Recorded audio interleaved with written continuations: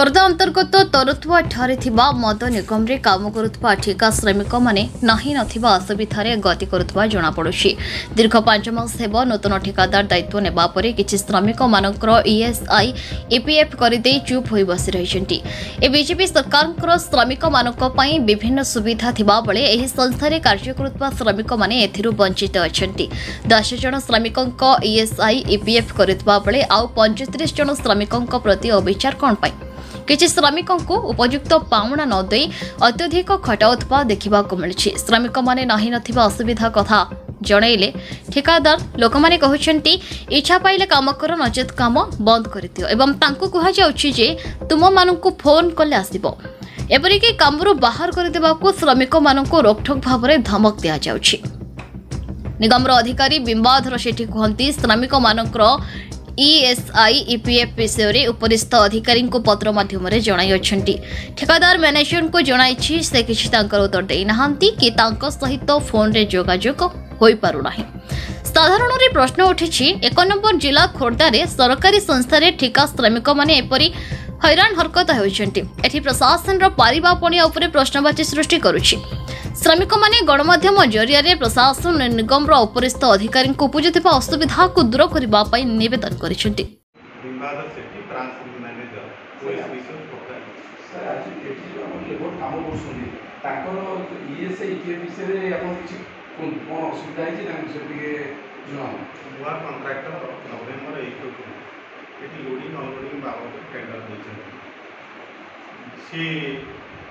पर्यंत 15 जन EPF ESI entry report किंतु आम खबर पाइलु जे आज की 5 मास है से नहीं कंट्राक्टर जो महाशय से हूँ ईपीएफ ईएसआई किसी काम माने करना जो कि से आपको जरिया लेटर जे ये विषय आप इनक्वारी करूँ एवं से ईपीएफ ईएसआई पाइपर तार व्यवस्था करूँ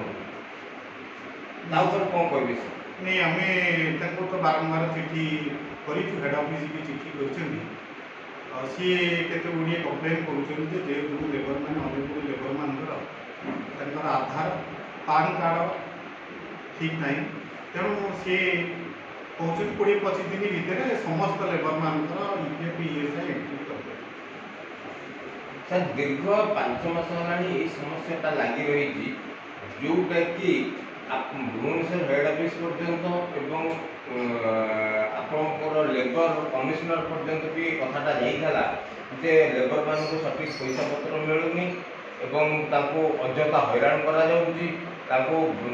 पुराना कर्मचारी को बाहर कर देकी नुआ कर्मचारी को नियुक्ति करा बाद एवं आसला आ गोटे नुआ क्वेश्चन आराई जाला जे से माने 5 मास अतिक्रम करथिला से ईपीएफ ईएसआई कौन सी सुविधा पाई पारु ना जोटा कि सर एटा गवर्नमेंट संस्था जदि पाई पारु ना प्राइवेट कथा न कहबा बरम भल कौन कहबे आ लेबर मानकर ये जो प्रोब्लेम बाबद पर्यटन किसी कंप्लेन आसी ना से ईपीएफ ईएसआई बाबद जहाँ अच्छी से माने किसी कहते डॉक्यूमेंट्स अपडेट ना कि 20-25 दिन भितर यहाँ सब प्रोब्लेम सॉल्व होता लेबर लेबर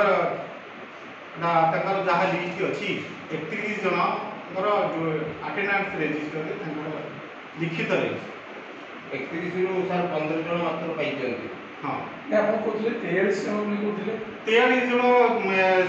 जन रेगुलर लेबर नुहति केमती के 4 जन 5 जन एमती आसुँच रेगुलर लेबर तार लिस्ट देते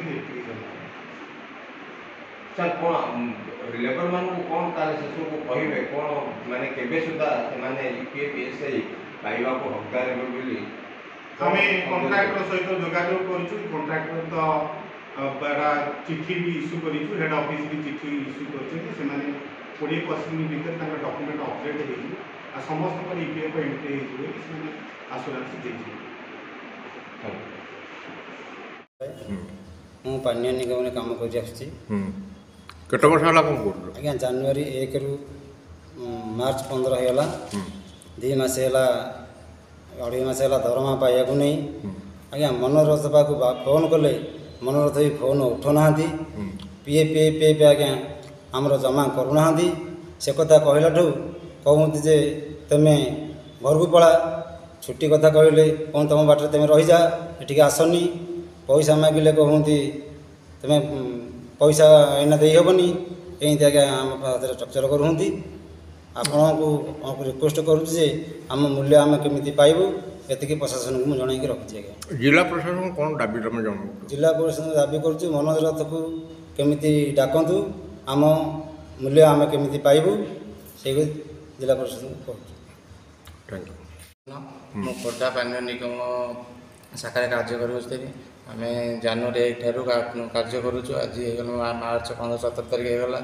ଆମକୁ ଆପଣଙ୍କ ଅସୁବିଧାଟା କ'ଣ ରହିଛି? ଆଜ୍ଞା ଆମର ଅସୁବିଧା, ଆମେ ଯେଉଁ କାମ କରୁଛୁ ଆମର ଠିକ୍ରେ ପଇସା ବି ଦେଉନାହାନ୍ତି। ଯେଉଁ କାମ କରୁଛୁ ଆମ ମୂଲ୍ୟହୀନ ପଇସା ବି ଦେଉନାହାନ୍ତି। ତାପରେ ପିଏଫ୍ ଏସ୍ଆଇ ଆମର କାଟୁନାହାନ୍ତି। ବ୍ୟାଙ୍କର ଯେତେ ସବୁ ଡକୁମେଣ୍ଟ ଦେଲେ ତାକୁ ଗ୍ରହଣ କରୁନାହାନ୍ତି। ଆଧାର କାର୍ଡ଼ ରଖିକି ବ୍ୟାଙ୍କ ଡକୁମେଣ୍ଟ ଫେରାଇ ଦେଉଛନ୍ତି। ଆମେ ଯେହେତୁ ତାପରେ ମ୍ୟାନେଜରଙ୍କୁ ଆମ BM ସାର୍ଙ୍କୁ ଜଣାଇଲୁ, ନୂଆ ଆମ ମ୍ୟାନେଜର ତାଙ୍କ ଆସିକି ତାଙ୍କୁ ବି ଜଣାଇଲୁ। କ'ଣ BM ସାର୍ କ'ଣ କହିଲେ? BM ସାର୍ କହିଲେ ହଉ ମୁଁ ତାଙ୍କ କଣ୍ଟ୍ରାକ୍ଟରୁ ମନୋଜ ରଥଙ୍କୁ ଫୋନ୍ କରିକି ତାଙ୍କୁ ପଚାରୁଛି। ତାପରେ ଥରେ ଗଲୁ 2 ଥର ଗଲୁ, ସାର୍ ଆମର ବ୍ୟାଙ୍କ ଡକୁମେଣ୍ଟ କ'ଣ ପାଇଁ ନେଉନାହାନ୍ତି? PFSI ଗଭର୍ଣ୍ଣମେଣ୍ଟ ସଂସ୍ଥା ମାନେ ଆମର PFSI ନିହାତି ପଟିଆ ଦରକାର। ତାପରେ ଆମ ମୂଲ୍ୟହୀନ ବି ସେ BM ବି ଗଲେ। ତାପରେ ସମସ୍ତେ ପାଖକୁ ଗଲା ପରେ ଆମର କିଏ କଥା ଶୁଣିଲେନି। ଆମେ ସେଥି ମିଡ଼ିଆ ଭାଇମାନଙ୍କୁ ଅନୁରୋଧ କରୁଛୁ ଆମ ଦୁଃଖ ଟିକେ ଶୁଣନ୍ତୁ, ଆମ ପେମେଣ୍ଟ ବି ଠିକ୍ରେ ଦେଉନାହାନ୍ତି। ଆପଣ ଶେଷକୁ ଜିଲ୍ଲା ପ୍ରଶାସନକୁ କ'ଣ ଅନୁରୋଧ କରିବେ? ଜିଲ୍ଲା ପ୍ରଶାସନ କରନ୍ତି ଆମେ ନିହାତି ଆମେ କାମ କରୁଛୁ, କାମର ମୂଲ୍ୟଟା ଆମକୁ ମିଳୁଥାଉ। ଆଉ PF ଯେହେତୁ ଆମେ କାମ କରୁଛୁ ଗରିବ ଶ୍ରେଣୀ ଲୋକ, ଆମକୁ ଆମର PFSI ବି ଜମା କରାଯାଏ। Thank you. କ'ଣ କରୁଛନ୍ତି ଆପଣ? ଲୋଡ଼ିଂ କରୁଛନ୍ତି। କ'ଣ ଅସୁବିଧା ହେଇଛି ଆପଣଙ୍କ EPF କଥା? ସାର୍ EPF କ'ଣ ଆମର ପିଲାଙ୍କର 5 ଜଣଙ୍କର ହେଇଛି। ଆମର ପ୍ୟାନ୍ କାର୍ଡ଼ ଆମେ ଦେଇନଥିଲୁ। ସାର୍ କହିଲେ ଆମର ଟିକେ ନେଗ୍ଲେକ୍ଟ ଯୋଗୁଁ ଆମେ ସେଇଟା ଦେଇନୁ। 15 ଜଣଙ୍କର ହେଇଛି। ଆମମାନଙ୍କର ସାର୍ ବହୁତ ଦିଗଲେଣି, ଆମ କଣ୍ଟ୍ରାକ୍ଟ ମନୋଜ ରଥ ନେଇଛନ୍ତି। ସେ ଦିଗଲେଣି ବହୁତ ଥର ପିଲାମାନେ EPFଟା କରିଦିଅ। ଆମେ ସେଇଟା ଆମ ପ୍ୟାନ୍ କାର୍ଡ଼ ଆଧାର କାର୍ଡ଼ ସେଇଟା ଦେଇନି, ଫଟୋ ଦେଇପାରୁନଥିବାରୁ ହେଇନି। ଆଉ ଏଇଟା କେତେ ଦିନ ହେଲା ଆପଣ କାମ କଲେଣି? ଆମେ ସାର୍ ଏଠି ନଭେମ୍ବର ମାସରେ, ଅକ୍ଟୋବର ନଭେମ୍ବର ମାସରେ ଆମେ କାମ କଲୁ। 4 ମାସ ହେଇଯିବ। ସେ ପର୍ଯ୍ୟନ୍ତ ଆପଣ EPF ହେଇନି? ହଁ ହେଇଯାଇଛି। ଆମର 15 ଜଣଙ୍କର EPF SI ହେଇଯାଇଛି। ଅବଶିଷ୍ଟ ଯେଉଁ ପିଲାମାନଙ୍କୁ ଆମକୁ ସେ ସାର୍ କହନ୍ତି, ଆମେ କାମ କରିଗଲୁ ଆମର ନେଗ୍ଲେକ୍ଟ ଯୋଗୁଁ। ହଁ ଆମେ କରିବା ବୋଲିକି ଏ ଜିନିଷଟା ସେଥିପାଇଁ। ଆପଣଙ୍କୁ ଏଠି ଅଲ୍ ଟୋଟାଲ୍ କେତେ ଲେବର କାମ କରୁଛନ୍ତି? ଆମର 50-52 ଲେବର କାମ କରୁଛନ୍ତି। 50-52 ଲେବର। କେତେଟା ସିଫ୍ଟରେ କାମ ହୁଏ? ନାଇଁ ସେମିତି କିଛି ନାହିଁ। 50ରୁ 52, 50-52ରୁ ଇଏ ମାତ୍ର 15 ଜଣଙ୍କର। କେତେ ଜଣଙ୍କର ESI ହେଇଛି, କେତେ ଜଣଙ୍କ ESI ହେଇନି? 15 ଜଣଙ୍କର ସାର୍ EPF ହେଇଛି। ବାକି ତକ କାହାର ହେଇନାହିଁ ନା। ତାହେଲେ 5 ମାସ କ'ଣ ପାଇଁ ଏମିତି ନେଗ୍ଲେକ୍ଟ ହେଇଛି? ଆଜ୍ଞା 5 ମାସ କ'ଣ ପାଇଁ ନେଗ୍ଲେକ୍ଟ ହେଲା? ନେଗ୍ଲେକ୍ଟ ହେବାର କାରଣ କ'ଣ? ଡକୁମେଣ୍ଟ ସାର୍ କାରଣ ଅସୁବିଧା ହେଉଛି। ଏଇ ଯେଉଁ ପିଲାଟା ଆସିଲା କାମ କରିବାକୁ, ଓଜନ କାମ ହଉ ପରିଶ୍ରମ କାମ ହଉ, ସିଏ 5 ଦିନ ନା 2 ମାସ ରହିଲେ ତାର EPF କଟା ହେବ। ସିଏ 5 ଦିନ ଯାଉଛି, 10 ଦିନ ପରେ ସିଏ ଘରକୁ ଯାଉଛି ଭାରି, ତାର ହେବ କେମିତି କାମ? କଣ୍ଟିନ୍ୟୁ ଯେଉଁ ପିଲାଟା ଏଠି କାମ କଲା ତାର EPF ଆସେ କରିହେବ। ନିୟମ ଅଛି 3 ମାସ ଯେଦିନ କାମ କରିବା। ଆମେ ଯେତେବେଳେ ଫାର୍ଷ୍ଟ ଷ୍ଟେଜ୍ରେ ସେଠି ଆମର ଚନ୍ଦନ ବାବୁ ଯେ କାମ କରିଥିଲେ, ଆମେ ଯେତେବେଳେ କାମ କଲୁ ତାଙ୍କ ପାଖରେ, ଆମେ 3 ମାସ ପର୍ଯ୍ୟନ୍ତ କାମ କରିଥିଲୁ। ଆମର କେତେ ପିଲାଙ୍କର EPF ହେଇନଥିଲା। ଏଠି ଯେତେବେଳେ କାମ କଲୁ, ଆମର ଏଠି ପିଲା ଯେଉଁମାନେ ଆସିଲେ 10 ଦିନ କାମ କରିଥିବେ, ସେ ଯିବେ ହାରି, ତାଙ୍କ କାଗଜପତ୍ର ମାଇଲା ମୁଁ ଆସିବୁନି କାମ କରିବି, এইভাবে প্রবলেম। ଏବେ ବି ପିଲା ଯିବା ଆସିବା ହେଉଛନ୍ତି, କାମ କରୁଛନ୍ତି। ରେଗୁଲାର ଯେଉଁମାନେ ପିଲା ଆସିଛନ୍ତି ତାଙ୍କ ଭିତରୁ 15 ଜଣଙ୍କର ହେଇଯାଇଛି। ଖୋର୍ଦ୍ଧାରୁ ପ୍ରିୟଙ୍କା ମହାପାତ୍ରଙ୍କ ରିପୋର୍ଟ, ନ୍ୟୁଜ୍ ଉପାନ୍ତ ଖବର।